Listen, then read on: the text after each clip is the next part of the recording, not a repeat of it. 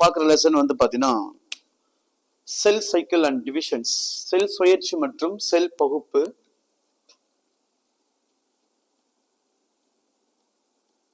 Sell cycle and cell division, cell சுழற்சி மற்றும் cell பகுப்பு. இந்த செல் சுழற்சி பகுப்பு முறை நீட் எக்ஸாமினேஷன்ல ரொம்ப ரொம்ப ரொம்ப இம்பார்ட்டன்ட் ஒரு topic sir. Maybe 3 to 4 questions வரைக்கும் அப்பியர் ஆகும் எக்ஸாமினேஷன்ல. அதனால ரொம்ப கவனமா பார்க்கக்கூடிய ஒரு பாடங்களில் இதுவும் ஒண்ணு. ஸோ செல் சைக்கிளை பொறுத்த வரைக்கும் இந்த மாதிரி ஒரு டயக்ராம்ஸ் கொடுத்துருக்கேன் பாருங்க. இது என்னன்னு பாத்தீங்கன்னா G1 S phase, G2 phase and M phase. G2 phase, S phase, G1 phase, M phase அப்படின்னு கொடுத்துருக்கோம். ஸோ இந்த நிலைகள், செல்லோட நிலைகள், இதெல்லாம் பகுப்பு நிலைகளானது ஒரே மாதிரி இருக்காது. உயிரினங்களுக்கு வேறுபடும், செல்லோட கட்டமைப்புகள் தகுந்த மாதிரி வேறுபடும். இந்த G1 நிலையில் இருக்கிற பகுப்பானது 11 மணி நேரங்கள், மேபி கிட்டத்தட்ட ஒரு அப்ராக்சிமேட்லி தான் சொல்றாங்க. எஸ் பேஸ்ல வந்து 8 மணி நேரங்கள் எடுத்துக்கொள்கிறது. G2 பேஸ் வந்து பாத்தீங்கன்னா 4 மணி நேரத்திற்கு எடுத்துக்கொள்கிறது. அதே மாதிரி மடிடிக் பேஸ் சொல்லப்படுற M பேஸ் வந்து பாத்தீங்கன்னா 1 மணி நேரங்கள் எடுத்துக்கொள்ளும் அப்படின்னு கொடுத்துருக்கோம். இது வந்து பாத்தீங்கன்னா டைம், அதோட time hours 11 hours, 8 hours, 4 hours, 1 hours. So இது வந்து பாத்தீங்கன்னா செல்லோட சைக்கிளோட அந்த நிலைப்பாடுகளை நம்ம கொடுத்துருக்கோம். செல் சைக்கிள்ல என்னென்னலாம் இருக்கு, முதல்ல செல் சைக்கிள் தான் பாக்குறோம். அதுக்கப்புறம் தான் செல்லோட டிவிஷன்ஸ் பார்ப்போம். அதை நம்ம மைட்டாட்டிக், மியாட்டிக் டிவிஷன்ஸ் எல்லாம் அதுல வந்துடும். இப்போ செல் சைக்கிள் அப்படின்னா பார்க்கறது சைக்கிள் மாதிரியா இருக்கு பாருங்க. G1 phase, S phase, G2 phase and M phase. இதுல நம்ம ஒவ்வொன்றா பார்க்கலாம். முதல்ல இருக்கிறது G1 பேஸ். G1 பேஸ்னா G1 நிலை என்று சொல்றோம் இல்லையா? இந்த G1 நிலைனா என்ன சார் அப்படின்னா, G1 நிலை என்பது வளர்ச்சி நிலை, growth. G for growth, வேற ஒண்ணும் இல்ல. சோ இது வந்து பார்த்தா ஒரு வளர்ச்சி நிலை. இது அப்ப வளர்ச்சி நிலைனா என்ன சார் இது அப்படின்னா, வளர்ச்சி நிலை இது வளர்ச்சிதை மாற்றத்தில் பங்கேற்கிறது. It is also involves metabolism,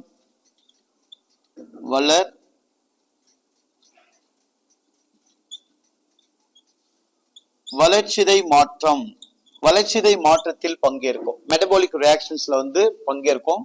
அப்படி பங்கேற்று அது என்ன சார் செய்யும் அப்படின்னு பாத்தீங்கன்னா, வளர்ச்சிக்கு தேவைப்படுகின்ற கார்போஹைட்ரேட்டுகள், லிப்பிடுகள், புரோட்டீன் அந்த கொழுப்பு, லிப்பிடுகள், புரதங்கள் ஆகியவற்றை தோற்றுவிக்கும்.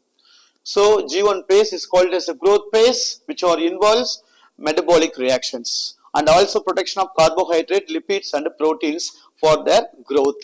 வளர்ச்சிக்கு உகந்த பொருள்களான கார்போஹைட்ரேட்டுகள், கொழுப்புகள் மற்றும் புரதங்களை அது உற்பத்தி செய்கிறது என்று சொல்றோம். வேற என்ன இதுல நடக்கும் அப்படின்னு கேட்டீங்கன்னா, இந்த G1 பேசஸ்ல வேற என்ன நடக்கும் அப்படின்னா, நிறைய விஷயங்கள் இருக்கு. இதுல வந்து செல் ஆர்கனல் ஃபார்மேஷன்ஸ் 1-2 இருக்கும். ஃபார் எக்ஸாம்பிள்ஸ் வந்து மைட்டோகாண்ட்ரியா இருக்கும்,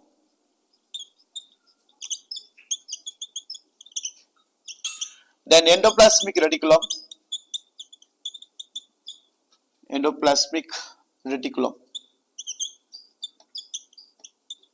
இந்த மாதிரி ஆர்கனல் ஃபார்மேஷன்ஸும் இந்த G1 பேசஸ்ல இருக்கும். ஸோ G1 பேசஸ் அப்படின்னா கார்போஹைட்ரேட், லிபிட், புரோட்டீன்ஸை ஃபார்ம் பண்ணி வளர்ச்சியை உருவாக்குது. மேலும் மைட்டோகாண்ட்ரியா அண்ட் எண்டோபிளாஸ்மிக் ரெட்டிகுலம் போன்ற சிறிய செல் நுண்ணுறுப்புகளை அது வந்து தோற்றுவிக்கிறது.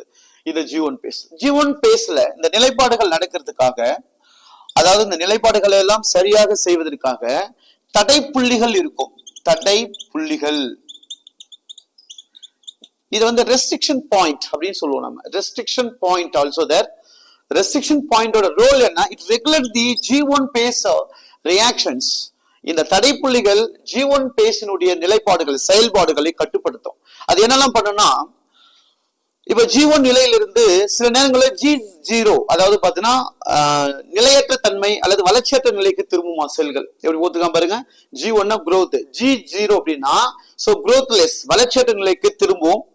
அதுக்கப்புறம் இந்த G1 நிலை தொடர்ந்து நடைபெறுகிறதா அல்லது பகுப்படியும் திறன்கள் அற்றதா என கண்டுபிடிக்கிறதுக்கும் தடைப்புள்ளிகள் வந்து பங்கேற்கிறது.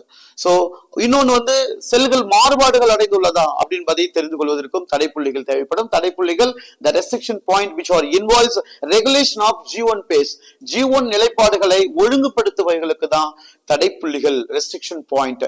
தடைப்புள்ளிகளுடைய பிரதான வேலை என்னன்னா, இந்த வினை எப்படி நடைபெறுகிறது, செல்கள் மாறுபாடுகளுக்கு உள்ளாகிறதா அல்லது G1 நிலையிலிருந்து G0 நிலைக்கு செல்கள் திரும்புகிறதா என்பதை பார்ப்பதற்கெல்லாம் இந்த தடைப்புள்ளிகள் பங்கேற்கும். குறிப்பாக G1 தடைப்புள்ளிகள்ல G1 உடைய நிலைப்பாடுகள்ல நிறைய தடைப்புள்ளிகள் இருக்கும். இல்ல வரையறை தடைப்புள்ளிகளும் இருக்கும். வரையறை தடைப்புள்ளிகள் ரொம்ப ரொம்ப அவசியமானது. இல்ல நிறைய ரசாயன பொருட்கள் கொடுத்திருப்பாங்க. கைனேஸ், சைக்கிளின்கள் போன்ற ரசாயன பொருட்கள் இருக்கும். இந்த G1 நிலையில சைக்கிளின்ஸ் என்று சொல்லப்பட்ட சைக்கிளின்கள் தான் மிக முக்கியமான ஒரு தடைப்புள்ளியாக பார்க்கப்படுது. இது இந்த வினையை முழுவதுமாக, அதாவது இந்த வினை நடைபெறுகிறதா இல்லையா, செல்கள் பகுப்படுகிறதா இல்லை என்பதை தீர்மானிக்கும் ஒரு ரசாயன பொருளாக சைக்கிளின்கள் காணப்படுகிறது. That is G1 base. G1 base என்ன? வளர்ச்சி நிலை. வளர்ச்சி நிலை என்பது வளர்ச்சிதை மாற்றத்தில் பங்கேற்று வளர்ச்சிக்கு தேவைப்படுகின்ற பொருட்களை எல்லாம் அவை தயாரித்துக் கொள்கிறது. அது மட்டுமல்லாமல் மைக்ரோகாண்ட்ரியா, எண்டோபிளாஸ்மிக் போன்ற சில நுண்ணுறுப்புகளையும் அது உற்பத்தி செய்கிறது. இந்த வினையை ஒழுங்குபடுத்துவதற்கான தடைப்புள்ளிகள், ரெஸ்ட்ரிக்ஷன் பாயிண்ட்கள் உள்ளன. ரெஸ்ட்ரிக்ஷன் பாயிண்ட்ஸ்ல நிறைய தடைப்புள்ளிகள் இருக்கும். அதுல சொல்லுகின்ற அளவில் இருக்கிற தடைப்புள்ளிகள் பேரு வரையறை தடைப்புள்ளிகள் அப்படின்னு ஒண்ணு சொல்றாங்க. அந்த வரையறை தடைப்புள்ளிகள் வந்து இந்த வினையின் செயல்பாடுகளை ஒழுங்குபடுத்துது. இதுல காணப்படுகின்ற கைனேஸ், சைக்கிளின்கள் போன்ற ரசாயன பொருட்களும் தடைப்புள்ளிகளாக செயல்படுது. குறிப்பாக சைக்கிளின்கள் G1 நிலையானது சிறப்பாக நடைபெறுகிறதா அல்லது நடைபெறவில்லை என்பதை தீர்மானிக்கும் ஒரு வேதிப்பொருளாக செயல்படும். இதுதான் G1 base. Number 2 S phase குள்ள போலாம். Second one S phase. S phase கொஞ்சம் ஸ்பேஸ் இருக்கணும். S பேஸ் அதாவது S நிலை அப்படின்னு சொல்றோம் இல்லையா? S இந்த நிலையை நம்ம என்ன சொல்றோம் அப்படின்னா, இங்க பாருங்க, S நிலை ரொம்ப ரொம்ப முக்கியமான ஒரு growth and DNA synthesis. அதாவது இந்த DNA மூலக்கூறுகள் வந்து வளர்ச்சி பெறுகின்ற ஒரு நிலையாக இருக்கும். DNA மூலக்கூறு வளர்ச்சி பெறும் நிலை. வளர்ச்சி பெறும் நிலை ரொம்ப ரொம்ப முக்கியமானது. இது ரெப்ளிகேஷன் பேஸ் அப்படின்னு சொல்றாங்க. அதாவது DNA இரட்டிப்பாதல் நிலை என்று கூட சொல்லலாம். DNA இரட்டிப்பாதல், ரெப்ளிகேஷன். DNA ரெப்ளிகேஷன் பேஸ் ரொம்ப ரொம்ப முக்கியம். DNA ரெப்ளிகேஷன் பேஸ் இரட்டைப்பாதல் நிலை என்றும் அழைக்கப்படுகிறது. DNA மூலக்கூறுகள் இரட்டைப்படைவதனால் இந்த நிகழ்ச்சியில இரட்டைப்பாதல் மட்டும் நடைபெறாமல் ஹிஸ்டோன் என்ற பிரத மூலக்கூறுகளும் தோற்றுவிக்கப்படுது. ஹிஸ்டோன் அப்படின்ற புரோட்டீன் மூலக்கூறுகளும் இங்க தோற்றுவிக்கப்படுது. Histone proteins also formed and attached with the DNA molecules. So S phase is nothing but replication phase. இங்க என்ன நடக்குது அப்படின்னா, and growth of DNA molecules and protection of the histone proteins and then attached with the DNA molecule. புரதத்துல முக்கியமாக histone என்ற புரத மூலக்கூறுகள் தோற்றுவிக்கப்பட்டு அது DNA உடன் இணைக்கப்படுகிறது. DNA உடன் அது வந்து என்ன பண்ணுது, இணைக்கப்படுகின்ற நிலையும் ஏற்படும். அது மட்டும் இல்லாமல் சைட்டோபிளாசத்தில் சென்ட்ரியோல்கள் இரட்டிப்பாகிற செயல்பாடுகளும் நடைபெறும். சைட்டோபிளாசத்தில் சென்ட்ரியோல்கள் இரட்டைப்பாதல் நிலைப்பாடுகள் தோற்றுவிக்கப்படுகிறது. சோ S phase அப்படின்னா வளர்ச்சி மற்றும் DNA உற்பத்தி நிலை. DNA உற்பத்தி ஆகிறது, மூலக்கூறுகள் உற்பத்தி மற்றும் வளர்ச்சி அடைகிறது. அந்த வளர்ச்சி நிலைகளில் ஹிஸ்டோன் என்ற புரத மூலக்கூறானது தோற்றுவிக்கப்பட்டு DNA உடன் சேர்க்கப்படும். சைட்டோபிளாசத்தில் வந்து இந்த சென்ட்ரியோல்கள் இரட்டைப்பாதல் நடைபெறுகிறது. அதை எழுதிக்கணும். சைட்டோபிளாசத்தில் சென்ட்ரியோல்கள் இரட்டிப்பாதல். எஸ், சைட்டோபிளாசத்தில் சென்ட்ரியோல்கள் இரட்டைப்பாதல் ஆகியவை ஏற்படும். இதுதாங்க S phase. ரொம்ப ஞாபகம் வச்சுக்கணும். இதுல என்ன கேட்பாங்க அப்படின்னு கேட்டா, G1 phase அப்படின்னா DNA மூலக்கூறுகள் 2C இருக்கும். S phase அப்படின்னு பாத்தீங்கன்னா DNAக்கள் வந்து பாத்தீங்கன்னா 2C இருந்து 4C நிலைக்கு தள்ளப்படும், அதாவது மாற்றப்படும். C for என்ன சார் அப்படின்னா, ஒரு ஹாப்ளாய்டு டிஎன்ஏக்கள் இருக்கின்ற ஹாப்ளாய்டு டிஎன்ஏவில் இருக்கின்ற, அதாவது அந்த சிம்பிளா சொல்லணும்னா இந்த உட்கருவில் இருக்கின்ற ஹாப்ளாய்டு டிஎன்ஏவினுடைய அளவு, அதுதான் C அப்படின்னு சொல்றாங்க. அதாவது உட்கருவில் இருக்கிற டிஎன்ஏவின் அளவை தான் நம்ம சி. இது வந்து பிக்ரோம் அப்படின்னு சொல்லப்படுற அந்த பிக்ரோம்ல வந்து கொடுத்திருப்பாங்க. டிஎன்ஏவினுடைய அளவை தான் சி என்று சொல்றாங்க. சி ஃபார் இந்த இடத்துல என்ன கொடுத்துருக்காங்கன்னா டிஎன்ஏவினுடைய அளவு, size of the DNA molecules இந்த நியூக்ளியஸ். உட்கருவில் காணப்படுற டிஎன்ஏவின் அளவை தான் சி என்ற வார்த்தைகளால் நம்ம இங்க பயன்படுத்துறோம். சி வந்து பிக்ரோம் அப்படின்ற பிக்ரோம்ல கொடுத்திருப்பாங்க, வேற ஒண்ணுமே கிடையாது. சோ இங்க இதுல வந்து கேட்பாங்க G1 நிலையில வந்து பாத்தீங்கன்னா 2C இருக்கும் குரோமோசோம்ஸ், அந்த டிஎன்ஏ மூலக்கூறுகள். எஸ்பேஸ்ல வந்து 2C இருந்து 4C வந்து தள்ளப்படும். 2C இருந்து 4C டிஎன்ஏக்கள் மாற்றப்படும். அதாவது 2C நிலையில இருந்து 4C மாற்றப்படுறதுக்கு பேர் தான் எஸ்பேஸ். The last one இங்க என்ன கொடுத்தா G2 பேஸ் அப்படின்னு ஒண்ணு கொடுத்துருக்காங்க, பார்க்கலாம். G2 பேஸ் இப்ப நம்ம பார்த்தது G1 பார்த்துட்டு இருக்கோம். அதுக்கப்புறம் வந்து இதுல என்ன இருக்கு அப்படின்னா எஸ்பேஸ் பார்த்தோம். மூணாவது இருக்கிறது வந்து G2 பேஸ். G2 நிலை அப்படின்றது என்னன்னா, இந்த நிலையினுடைய சிறப்பு அம்சம் என்னன்னு பாத்தீங்க அப்படின்னா சிந்தசிஸ் ஆஃப் புரோட்டீன்ஸ், புரதங்கள் தோற்றுவிக்கிறது. வேற என்ன சார் ரொம்ப சிறப்பு அம்சங்கள் அப்படின்னா செல் ஆர்கனல் ஃபார்மேஷன், அதாவது செல் நுண்ணுறுப்புகள் தோற்றுவிக்கிறது. அண்ட் டிவிஷன் ஆஃப் மைட்டோகாண்ட்ரியா, இடத்துல மைட்டோகாண்ட்ரியா கொடுத்திருக்கேன். Yes, mitochondria, chloroplast. So division of mitochondria and chloroplast இது எல்லாமே வந்து பாகுபடியும் தன்மையை கொண்டிருக்கும். So G2 phase அப்படின்றது growth and final preparation for division, செல் பிரிதலுடைய கடைசி நிலைக்கு தயாராகிறது. G2 phase என்பது வளர்ச்சி நிலை. அதாவது என்னென்ன செய்யும் அப்படின்னா வளர்ச்சிக்கு தேவைப்படுகின்ற பொருட்களை இங்கே உற்பத்தி செய்யும். அதாவது வளர்ச்சிக்கு தேவைப்படுகின்ற அளவிலான புரதங்களை தோற்றுவிக்கிறது. வேற என்ன சார் இருக்குன்னா செல் நுண்ணுறுப்புகளை தோற்றுவிக்கிறது. மைட்டோகாண்ட்ரியா, குளோரோபிளாஸ்ட்கள் வந்து பகுப்படியும் செயல்பாடுகளை எல்லாம் செய்யும். இது இதனுடைய ரொம்ப ரொம்ப சிறப்பு. இதுல இன்னொரு முக்கியமான சிறப்பு என்னன்னு கேட்டா and formation of spindle fibre, கதிர்நார் இழைகளை வந்து தோற்றுவிக்கிறதும் இந்த G2 நிலையினுடைய மிக மிக முக்கியமான அம்சங்கள்ல ஒண்ணு. G2 நிலையில கதிர்நார் இழைகள் சொல்றாங்க இல்லையா, கதிர்கோள் இழைகள், தமிழ்ல கதிர்கோள் இழைகளை தோற்றுவிக்கும் இது.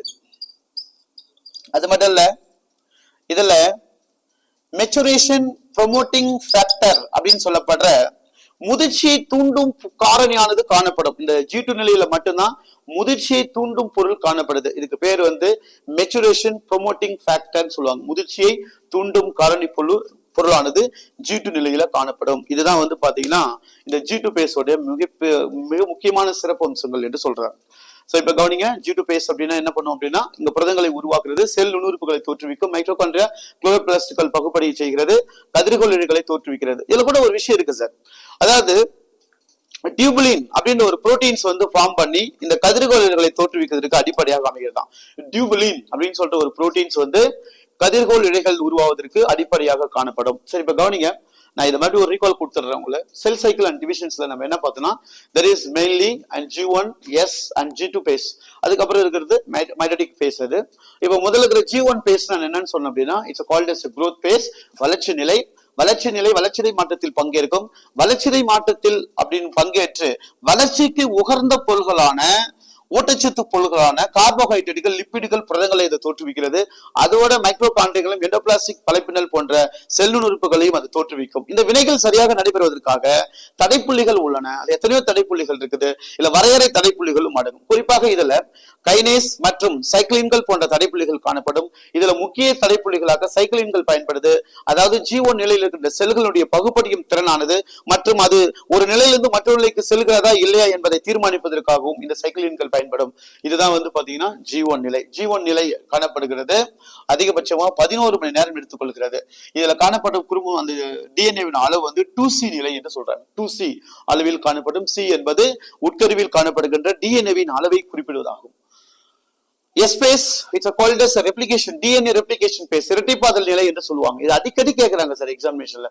அதாவது S phaseல DNA replication எங்க நடக்குது அப்படின்னா S phase. இதுல 2C இருந்து 4C நிலைக்கு அந்த டிஎன்ஏக்கள் செல்லும். 2C நிலையிலிருந்து 4Cக்கு செல்வதனால இது இப்படிதான் கொடுப்பாங்க. 2C to 4C நிலையில் தான் காணப்படும். டிஎன்ஏ மூலக்கூறுகள் வளர்ச்சி பெறும் போது இதுல ஹிஸ்டின் என்ற புரத மூலக்கூறுகள் தோற்றுவிக்கப்பட்டு அதோடு இணைக்கப்படும். ஹிஸ்டோன்றது ஒண்ணு இல்ல சார், ஒரு வளர்ச்சி அடைந்த டிஎன்ஏக்கள்ல அல்லது முதிர்ச்சியடைந்த டிஎன்ஏக்கள்ல காணப்படுற ஒரு பொருள். அதுதான் வந்து பாத்தீங்கன்னா ஹிஸ்டோன். அந்த புரோட்டீன்ஸ் வந்து இதுல சற்று இணைக்கப்படுவதாக சொல்றாங்க. அது மட்டும் இல்லாம சைட்டோபிளாசத்துல சென்ட்ரல்களும் இரட்டிப்பாகும் சொல்றோம். கடைசியா ஜி2பேஸ். ஜி2பேஸ்ல டிஎன்ஏக்கள் எப்படி இருக்கும் சார்னா, இது வந்து பாத்தீங்கன்னா 4C தான் இருக்கும். டிஎன்ஏக்கள் வந்து G2ல என்ன இருக்கும் 4C. ஏன்னா 2C இருந்து 4C வந்துச்சுன்னா கடைசியா 4C அது மெயின்டைன் ஆகும். சோ இங்க வந்து சொல்றாங்க சிந்தசிஸ் ஆஃப் புரோட்டீன், புரதங்களை தோற்றுவிக்கிறது, செல் நுண்ணுறுப்புகளை தோற்றுவிக்கிறது, அதுக்கப்புறம் மைக்ரோகாண்ட்ரியங்கள், குளோரோபிளாஸ்ட், பசுகணிகம் போன்றவற்றை பகுப்படி செய்கிறது. மேலும் கதிர்கோள் இழைகள் தோற்றுவிக்கப்படும். இந்த கதிர்கோள் இழைகள் தோற்றுவிப்பதற்காக டியூபிலின் என்ற புரதங்கள் தோற்றுவிக்கப்பட்டு கதிர்கோள் இழைகள் உருவாகுவதற்கு அடிப்படை காரணமாக அமைகிறது. இறுதியாக வளர்ச்சியை ஊக்குவிக்கக்கூடிய காரணி பொருட்கள் அமைந்துள்ளது G2 சொல்றாங்க.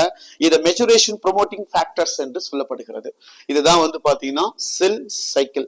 இப்ப நம்ம அடுத்தது பார்க்க போறது என்னன்னா மைட்டோட்டிக் பேஸ். இந்த நிலைப்பாடுகளை நம்ம பார்க்கலாம்.